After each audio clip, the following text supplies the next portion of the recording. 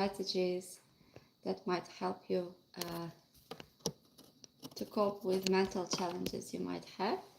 And today we will be speaking about high performers and how they can overcome burnout, and which strategies, which questions might help them to achieve their healing.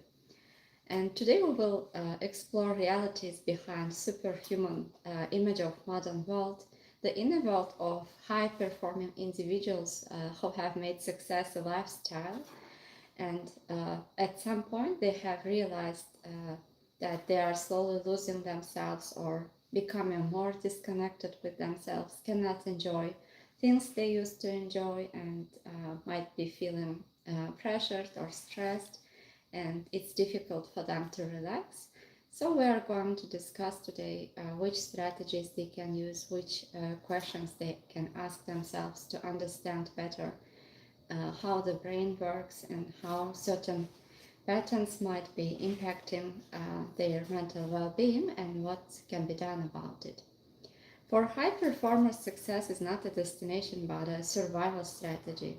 If you thought I'm only as valuable as I produce echoes in your mind, you are in a cycle of toxic productivity. So it's quite normal if you are working a lot, if you are trying to reach a certain goal, but at the point where your mind starts saying that if I'm not producing a lot or at that level that I want, then I'm not capable, and if you think that your worth depends on your success, this is the unhealthy point, the point of toxic productivity, and this might be harming your mental well-being and your energy levels. Your nervous system may have stayed stuck in fight or flight response, and stillness can be coded as security vulnerability.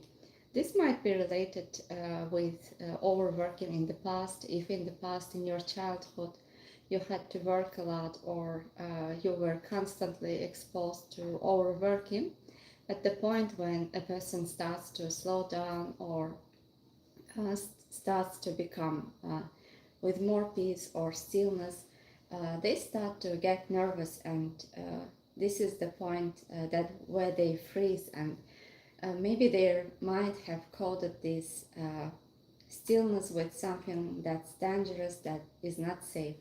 However, the good news is that we can always help ourselves to retrain our brain and to learn again that there is nothing to feel scared with relaxing or taking rest when you need. And as success grows, some people fear of being found out, and they think that if they do not maintain the same level of success that they have, then the people will start looking at them differently, or they are subconsciously linking this high success to their worth, and that becomes the imposter paradox. And their mind that always wants more, like they become addicted to this dopamine, high dopamine levels that the mind produces while they are achieving success, and even without becoming aware of it, this might be not serving them in the best light. And therefore, overachiever cycle is a flaw in brain's reward system. The dopamine hit from a goal is fleeting, and the mind immediately shifts to the next target. So maybe, for instance, you have achieved certain level of success, but each time when you reach your goal, your mind is wanting more, and you set another goal and skip to another goal. And when this cycle continues, you might feel frustrated, exhausted, even not noticing it. And the point when you feel burnout is the point where you have achieved a lot, and even at that moment it can be difficult to stop, to take rest, because your mind will constantly tell things like your worth is linked to success, and if you do not function at the same high level, then you are not capable or you are a failure. So the goal is to move the process from the limbic system, emotional part of the brain, to the logical part of the brain. And you can start by noticing your thoughts that you have. For instance, maybe you have some thoughts that you are just capable when you are overworking, or that if you stop working, or if you stop functioning at that high level, people will start to see you from different lights, or they will not like you, or they will not appreciate you. So noticing these thoughts might help to realize that these thoughts are not close to reality, or there are other interpretations of it, or that they are exaggerated. And this would be the point of relief, and that because when you have rumination, or these thoughts are constantly visiting you, it can be difficult to notice that they are exaggerated, or they don't fully reflect the reality. But when you are able to notice your thoughts from distance, it will be easier to notice other versions of you, other parts of you, that even that success is something that will change. It will change, and sometimes we will be more successful, sometimes we will be less, and this doesn't define who you are. And therefore, each time when you notice these overwhelming feelings of anxiety, sadness, like frustration, exhaustion, whatever comes at that point, stopping, stepping back, and pausing might help to notice these unhealthy patterns, and to accept, to stay with that feelings or thoughts might help you to react differently to those internal experiences. For instance, if in the past, anytime when you have these thoughts, you were overworking, or feeling even more stressed, depressed, now you can choose to respond to them differently. First of all, as I have mentioned, maybe noticing that these thoughts do not reflect 100% reality, or there are different views of it, there are different versions of you, can help to regulate your mood and to take action that would help you closer towards the version of you that you want to become, or to achieve the change you are trying to see. So when your mind pushes you toward a new task, stop and ask, what's the worst that might happen if I don't do this perfectly? And rejecting the brain's automatic path is the first step towards change. At that point, you would notice that maybe your mind starts to tell you different stories, catastrophizing, thinking about the worst, as if you will not do something perfectly, then this would be the end of the world. However, questioning these patterns might help you to realize that actually there is nothing dangerous, or anything that should be catastrophized. And sometimes you would notice that you are losing yourself while trying to look perfect. Oftentimes the effort to appear indispensable or flawless might lead to quiet cracking or burnout. And if your worth depends on output, you lose the connection with your true self. And this might be seen with physical symptoms also. It might include headache, chronic pain, sleep disruptions, and other physical signs that is challenging for you to carry the mask. And oftentimes, a lot of overachievers and people who are working with high intensity, high speed, they are able to mask their burnout or exhaustion. However, in the long run, is not being useful for them. Therefore, noticing times when you are feeling frustrated, burnt out, and intentionally taking breaks, or doing things that make you feel better, make you feel relaxed and rested, are more useful. And success addiction works like any other addiction. Some people are addicted to success, and they don't notice, they are not aware of it, and they start to see any time while they are not working as wasted time, which leads to intense feelings of guilt during the rest. However, reframing this, noticing these thoughts and seeing them from different perspectives can help to to to find new connection or meaning from the time that you are using for rest. For instance, if you were imagine if you could rest well and if you are feeling better, what difference would it make for you? Maybe you could connect with your family better, maybe you could be more helpful in your work, or again, maybe you could be more successful in your work if success is so much important for you. Maybe you could study better, work better. And when we consider resting or relaxing from this perspective, it can be easier for you to accept this discomfort that comes while you are trying to rest and to see the rest from different perspectives.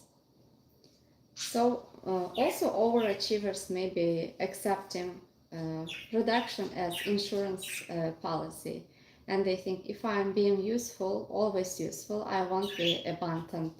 And again, these thoughts might be rooted in your childhood, or if you were constantly criticized or just were seen, heard, or understood when you are overworking, when you are producing something, it can be related to this. However, noticing that this thought doesn't reflect the full reality, and these are old-fashioned, old thoughts related to the past, can help to create more healthy perspectives and use. And oftentimes, the people who are used to overwork and to work a lot, when the work decreases or they got retired, they might feel themselves as if they are in an identity crisis, and it's difficult for them to get used to the new situation. And even before getting retired, they might start to have these thoughts and feelings. They might feel as if they will be lonely, they might feel worried about it. However, our brains are designed in a manner to protect us from possible threats and uncertainty, and to generate the worst case scenarios. And retirement doesn't mean that you are going to lose your connections, or you will not be working. Many people who are retired even working even more than they used to work, and this doesn't mean that they are going to lose connections. Therefore, again, stepping back and noticing these thoughts that thoughts not always reality, and noticing exaggerated thoughts would help you to stay more calm and to think about more alternative perspectives.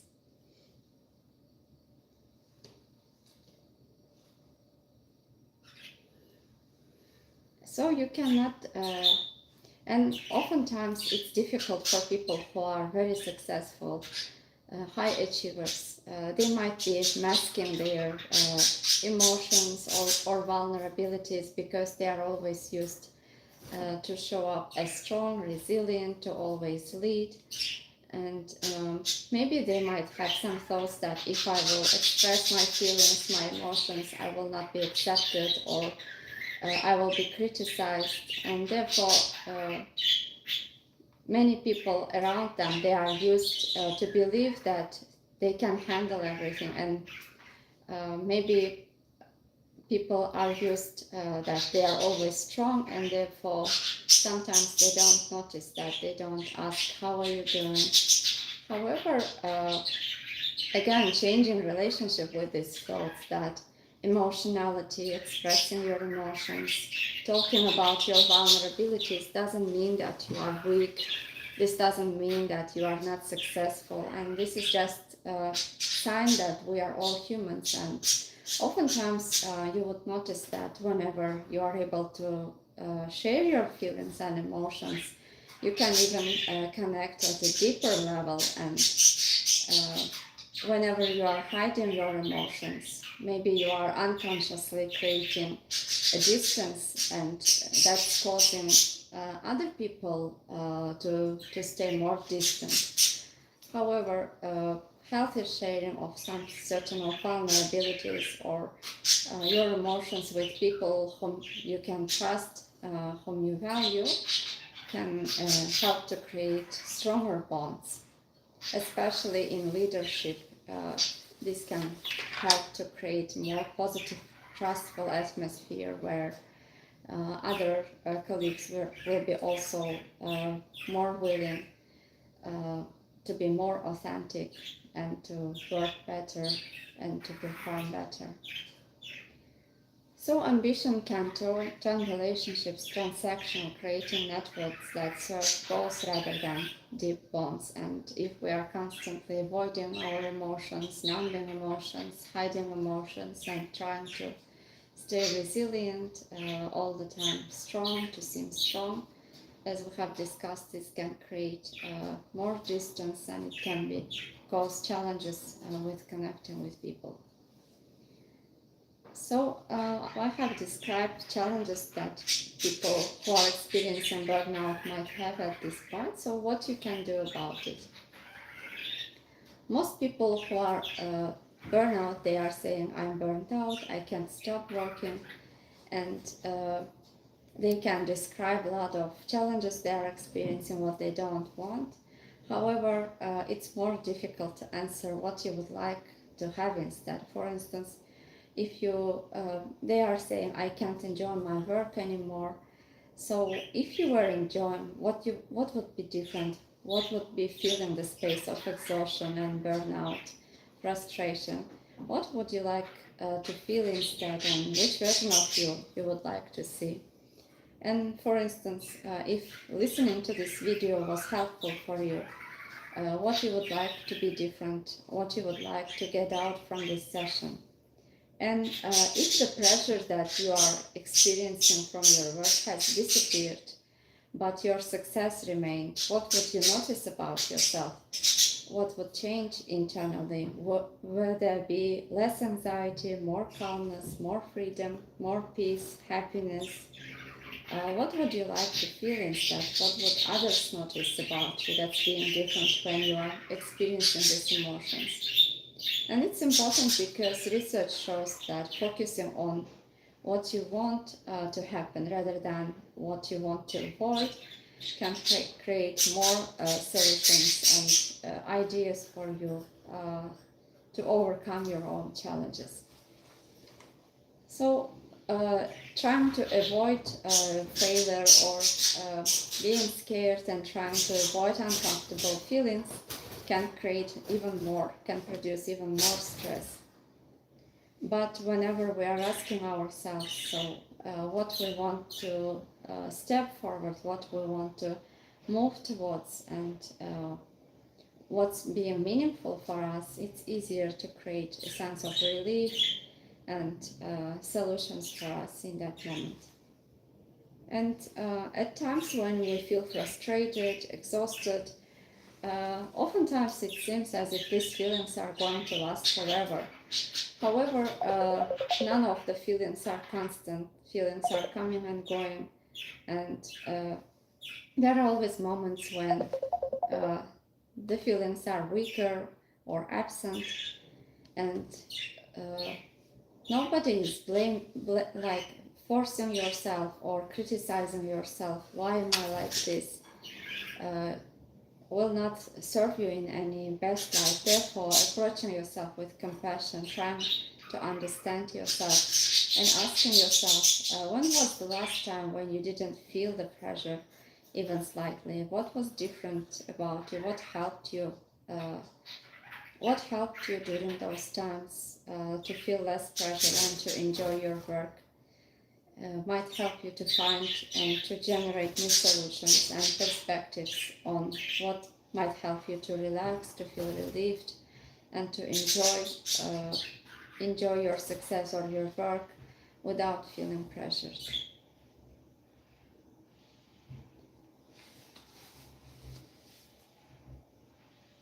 And our brains are designed to notice more negativities more problems and to detect possible threats, to scan for threats. However, it's more difficult to remember about positive moments, about what works, what helps, and we are more tend to ignore calm moments and remember more stress, and asking ourselves questions when we felt more relieved, when we felt in peace, what helped us can help to notice those positive moments that were, for instance, when you feel exhausted or frustrated or under pressure, you think as if it was continuing like this all the time. However, probably there were moments in the past when you felt better, when you were able to perform, but you didn't felt under pressure. So what was different during those moments? Which environments, which routines, which activities, which mindset was helping you to achieve that outcome? What was there right before achieving that outcome? What made it possible? And therefore, when we identify exceptions and focus on exceptions, we activate pattern recognition for success instead of failure. And if you feel as if you always need to work and overwork, actually, there were like each time when we are overgeneralizing, if we have some thoughts such as I always want to overwork or it's always like this, you would notice that this is not very close to reality and you are overgeneralizing or exaggerating, because there are always times when probably you felt more relaxed, not under pressure, when you were enjoying your work. And even if those moments were small, and that's the evidence that you already have access to another way of being, another way of relating to your work, to the stress and to the success.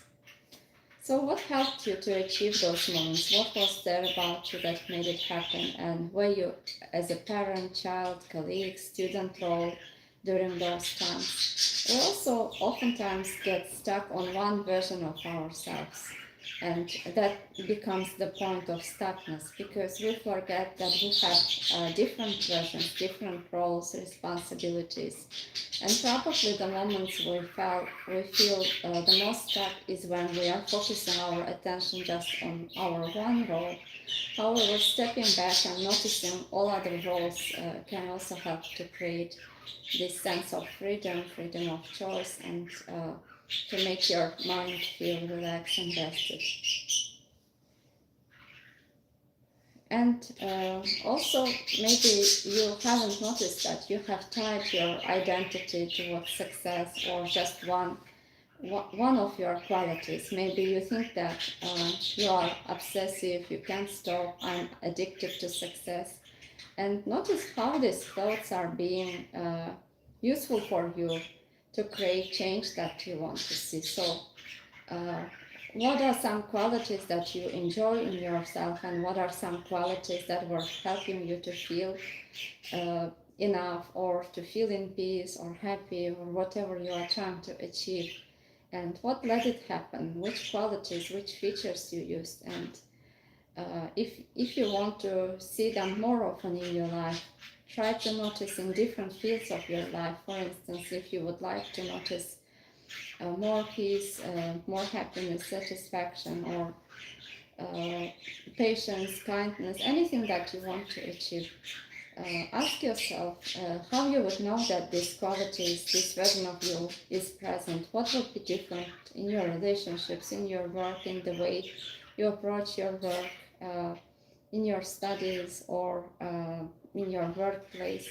What would be different? What would let you know that that version of you is there?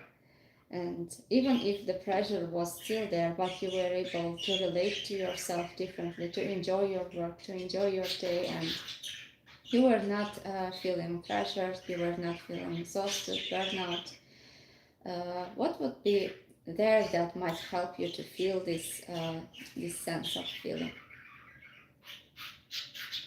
So what made you successful in the first place? What helped you to achieve this success that you have, and what allowed you to push through when others stopped? And what was there about you that helped you to keep going? Maybe it was discipline, maybe it was responsibility, high standards, persistence. And how might these qualities of you might help you today to achieve the outcome or the version of you that you want to achieve? And how can these same strengths help you slow down or to enjoy your work? And this would be the turning point, because discipline might help you to achieve again the same relief that you are trying to achieve, the same sense of peace. You can use the same strategies to achieve the goal or your hopes that you are trying to achieve right now. So if you have, for instance, high standards, how they might help you to apply them towards your well-being or to achieving your peace. Oftentimes we don't notice that we already have resources that are needed for us to change. And we are not adding anything new, we are just redirecting what already exists. If at the point of stuckness, frustration, burnout, exhaustion, we more focus on the problem or on the thoughts that we have, asking ourselves different questions can help to expand our views, to consider things from different perspectives, and to remember about the resilience and capabilities, qualities that we have, and use them for achieving the change that we want to see. So imagine if after months from now your success was still there, but the pressure has gone.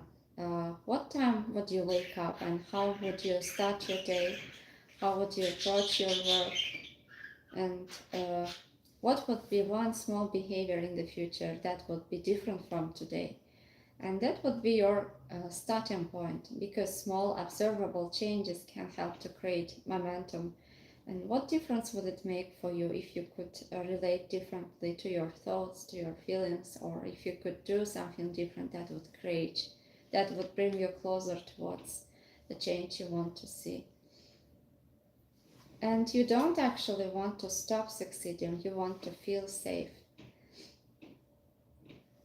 And for instance, if you were not feeling pressure but success was still there, what would be different about you? What might you be doing differently? Which resources might you be using differently? And there already were moments when you accepted your work, your success without being perfect. And your addiction is actually misdirected discipline and fear-based motivation. So if you think that your overworking patterns were driven by fear, there probably was also something that helping you to stay motivated or inspired to continue working apart from fear.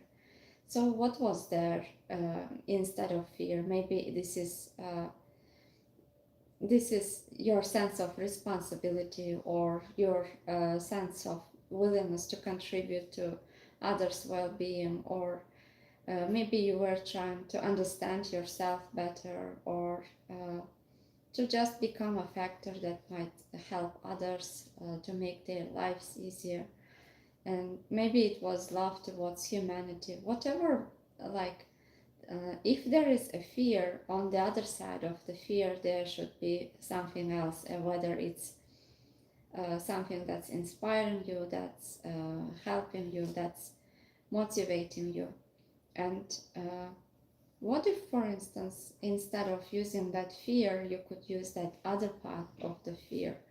And what difference would it make for you? What would you notice about yourself doing differently?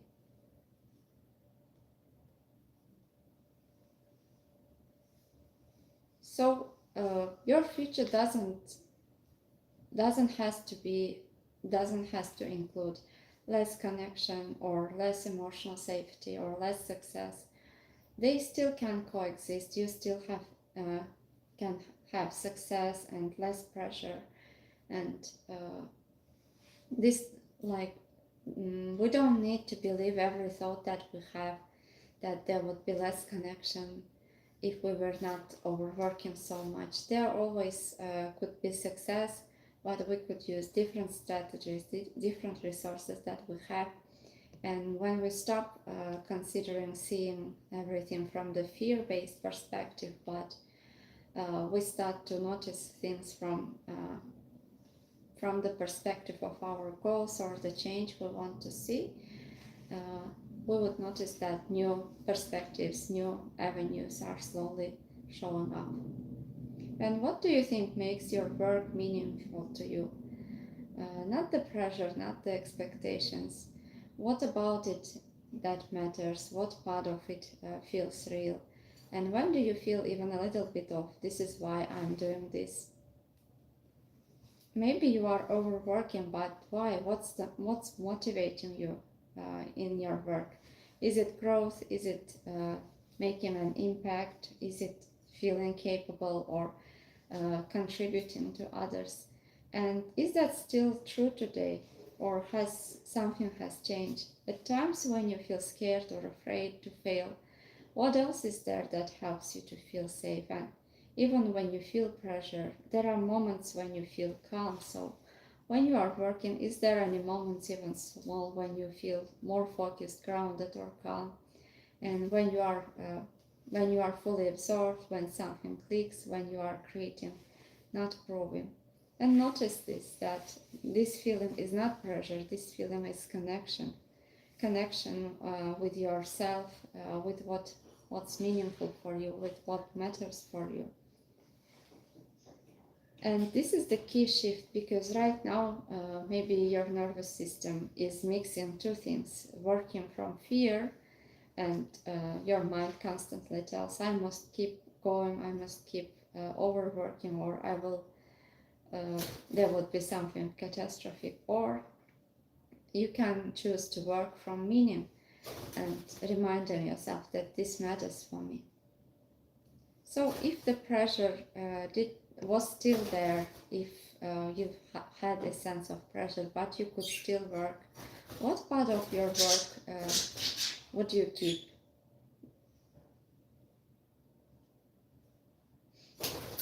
Maybe the parts that feel more meaningful, maybe parts that feel more engaging, maybe the parts that make you feel more connected towards yourself.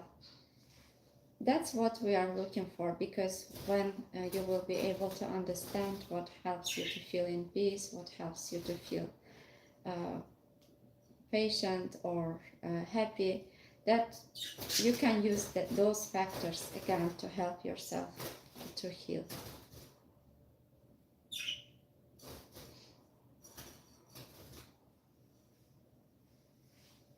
So, from what we have discussed so far, you don't need to actually want to stop working. You don't want to lose your ambition. You want to feel safe, calm, feel meaning, and still succeed.